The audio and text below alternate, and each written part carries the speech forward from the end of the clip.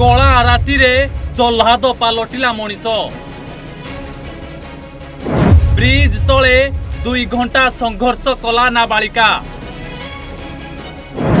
राति जेतिकी बढ़ुथुला छाती सेतिकी थरुथुला। 2 घंटार संघर्ष परे नाबालिका आखि बुझिला। टिके संज नईले ए मनीष पालटि जाए जल्लाद।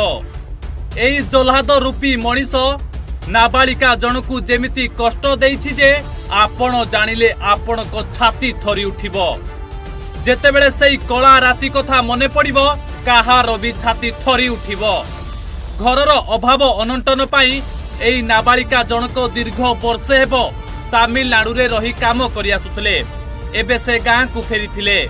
गाँ को फेरिबा परे एई नाबालिका जनक मामू घर को जीवा पाई इच्छा कले। निज घरु मामू घर को जीवा पाई बाहरी पड़िले, हेले मामू घरे पहुंची पारिले नाही। बाटरे जीवा बेले जहा हेला आपण जानिले स्तब्ध होई जिवे। आउ ए जल्लाद को कठोर दंड पाई आपण भी दाबी करिवे। ए जल्लाद हेउछि नाबालिकांक पड़ोसी पुपुन पात्र।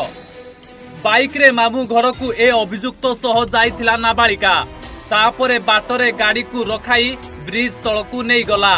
तापरे नाबालिका मुंड को शक्त धक्का देइथिला। परे नाबालिका सह पूरा 2 घंटा दुष्कर्म परे दुष्कर्म करि चालिला। एतिकिरे मन बुझिलानी जे नाबालिका को जीवन रु मारी देला अभियुक्त। नाबालिका जनक हेउछंती केंझर जिलार घसीपुरा थाना अंतर्गत मुराबाली अंचलर। अभियुक्त केमिति नाबालिका को मारिथिला एबे सीन रिक्रिएशन करुछि।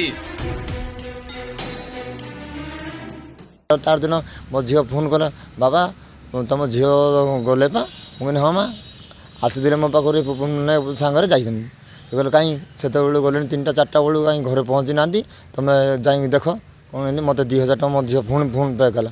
मु खोजनी शुण शुण मत मोबाइल फोटो देखेले तुम झील को मर्डर हो सारे।